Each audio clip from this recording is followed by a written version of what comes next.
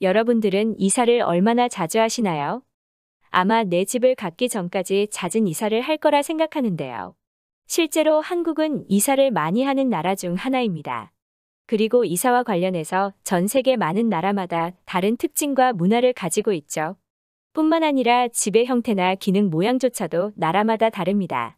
그런데 한국에서 살다가 일본으로 간 외국인이 이 주제와 관련해 해외 커뮤니티에 글을 올리며 외국인의 공감과 일본인의 분노 섞인 댓글을 받고 있습니다.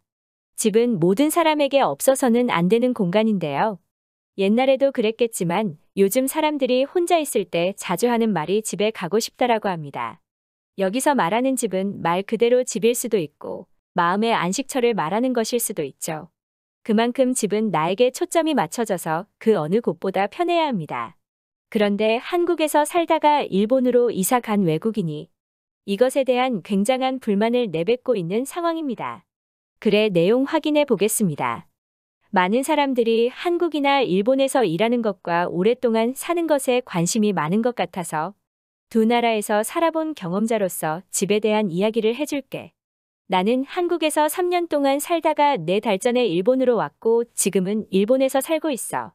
내가 원해서 일본으로 온 것은 아니고 최근 회사가 확장을 하면서 일본에도 진출했고 한국이나 일본이나 같은 동아시아고 별 차이는 없겠다 싶어서 일본으로 오게 되었어. 두 나라 모두 장점과 단점이 있는데 먼저 결론부터 말하자면 한국 집은 진짜 집 같은 느낌인데 일본에서는 잠깐 잠만 자는 간단히 말하면 집이 소모품 같이 느껴져.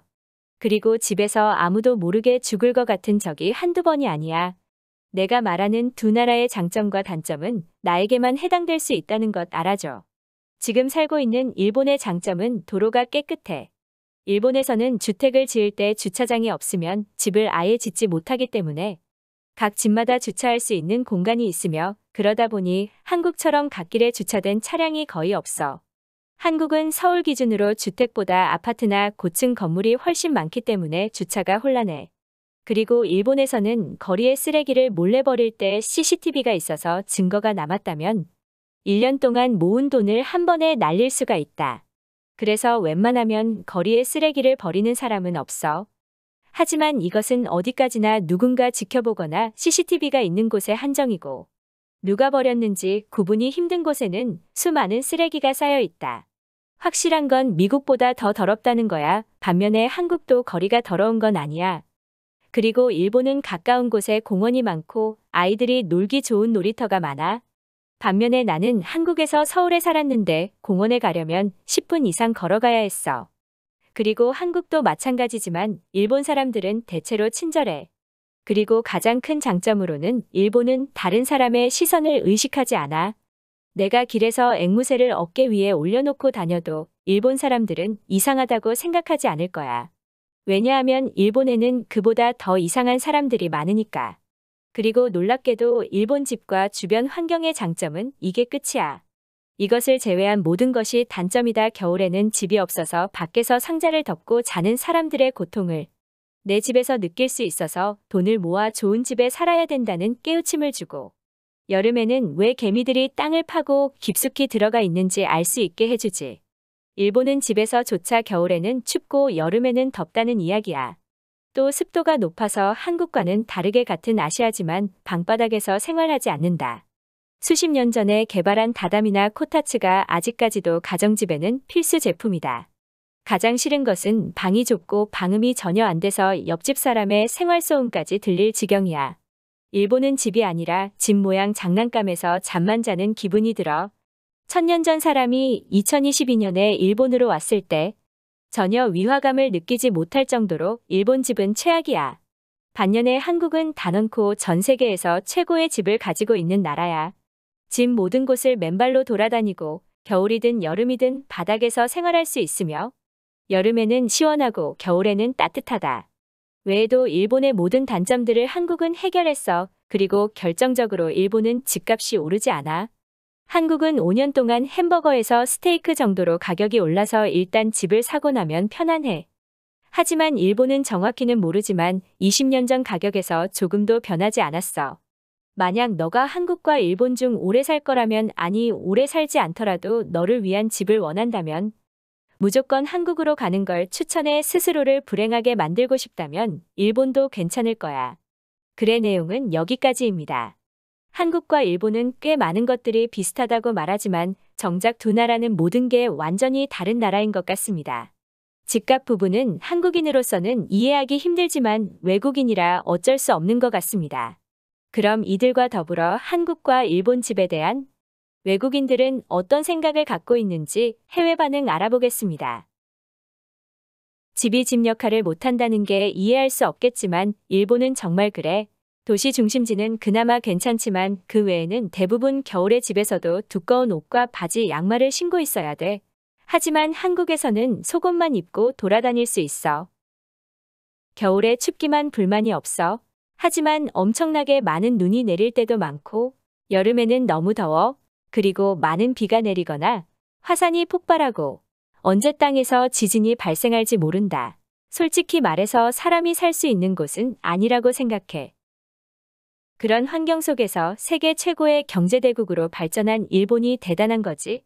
그리고 겨울에 춥다고 불평하지 마.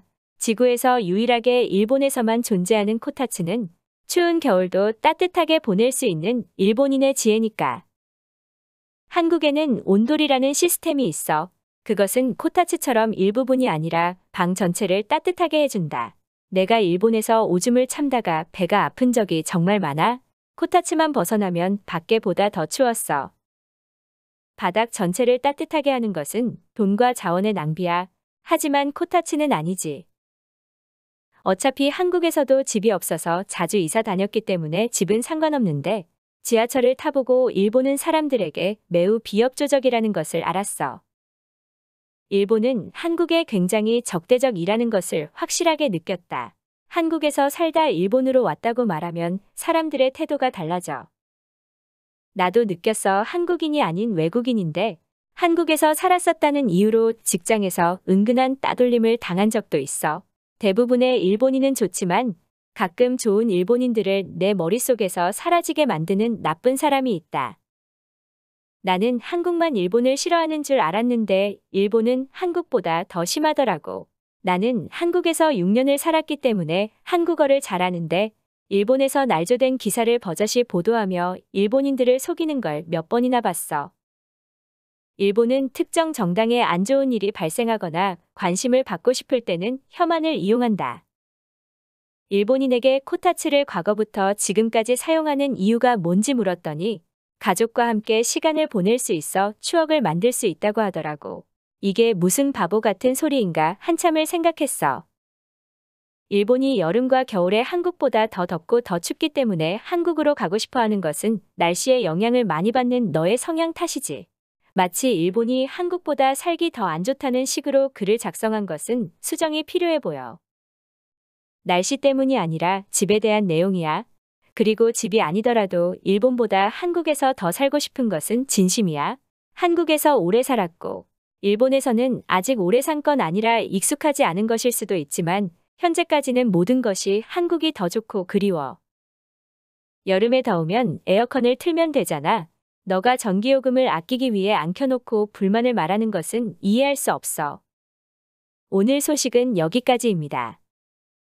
구독과 좋아요는 더 나은 영상을 위한 큰 힘이 됩니다. 시청해주셔서 감사합니다.